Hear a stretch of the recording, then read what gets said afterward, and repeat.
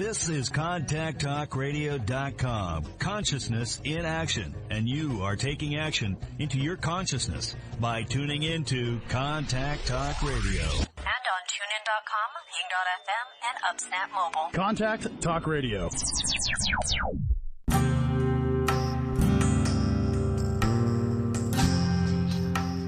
Welcome to Spiritual Psychic with Sarah Wiseman, where you'll learn how to unlock the secrets of spiritual intuition and your own psychic gifts. Here's Sarah.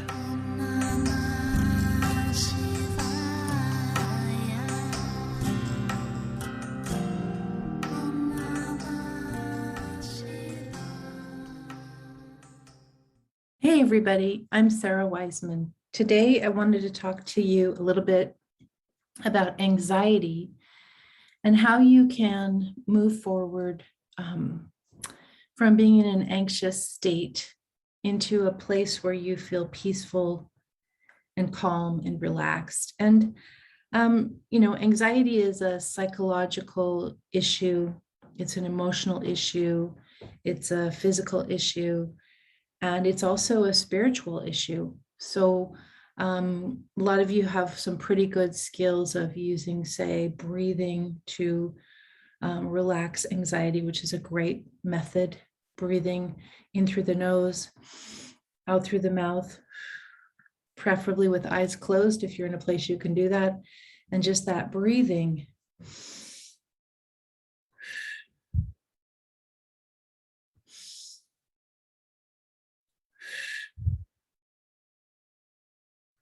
And for those of you who've done work with me, you know that already on that second breath, you're entrained to go to a relaxed space.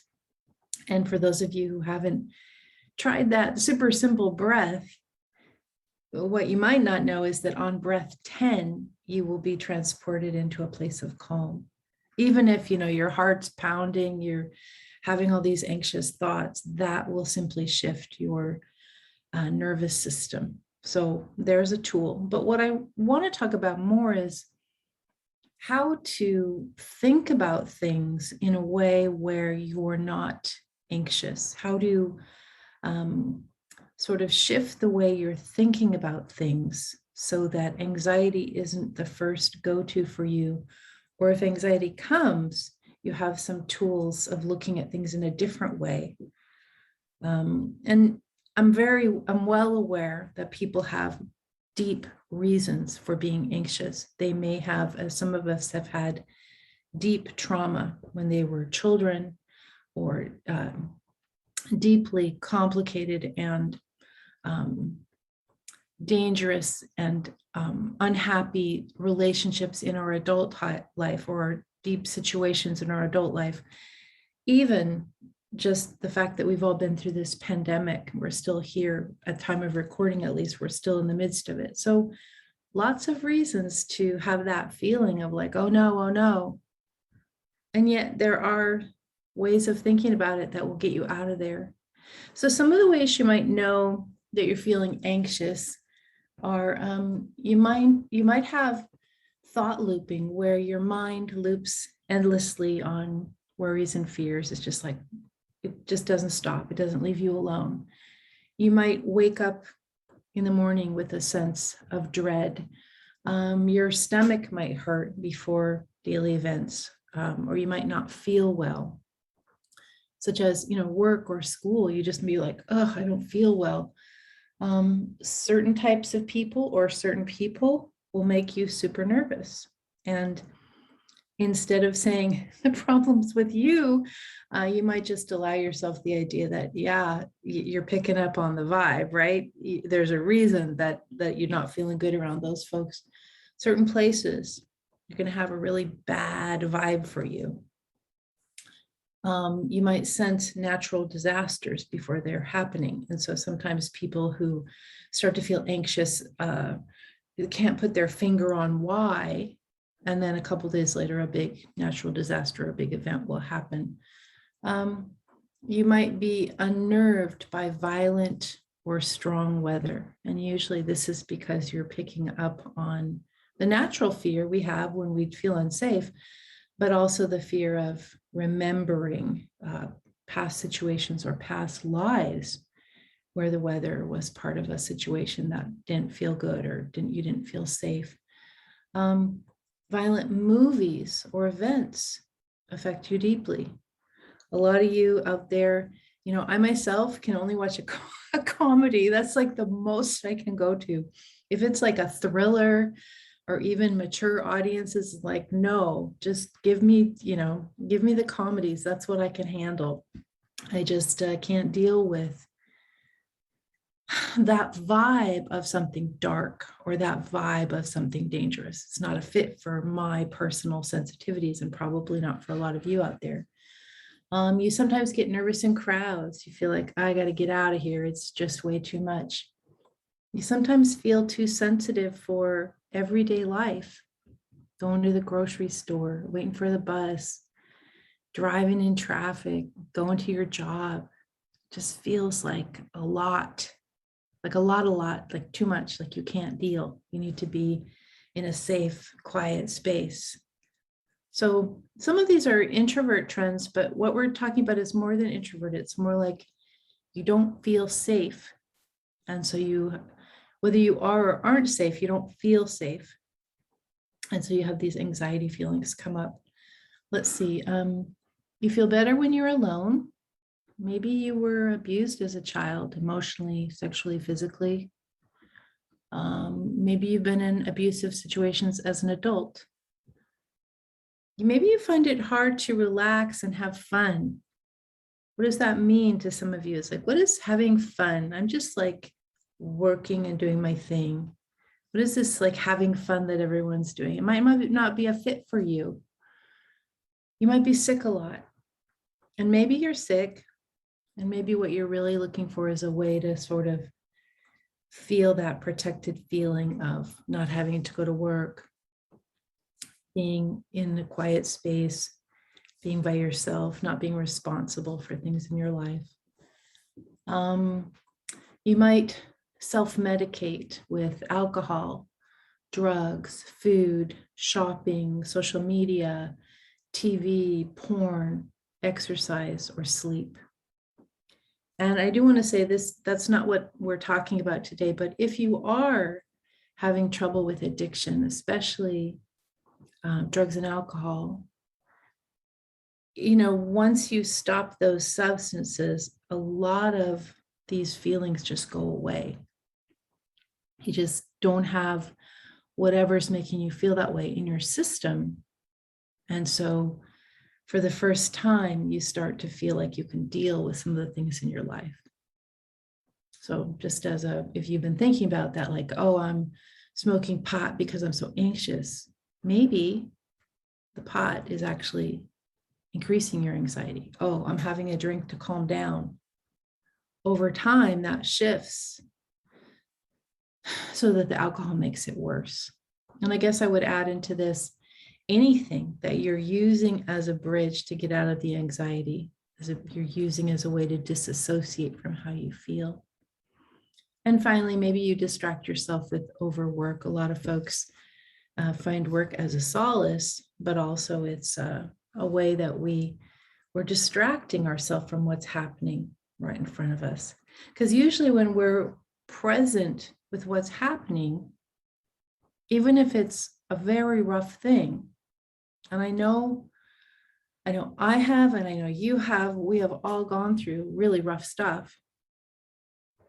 So when we face what's there, instead of distracting and all the ways we can distract, we have a better way of dealing with it, rather than distracting or being under the influence or, just that. So that's something to look at. So I'd like to offer you 4 ways of thinking about a situation if you're feeling anxious. And I'd love for you to add all the other skills that you know that are psychological or physical, add those. But here's just 4 ways spiritually or energetically to think about it. And the first one is this question: when something happens, when you start to feel anxious, you get a feeling, you're not quite sure why, you just sort of feel that edgy feeling. And so the first question I asked myself, because Empaths and sensitives, we're always feeling everything, right? The first question I ask myself is it here? Is it in the room with me? Is it in the house with me? Is it in my area? Is it actually here? Or is it just in my mind or in my sensing? Is it here? Is it physically happening right to me in this space?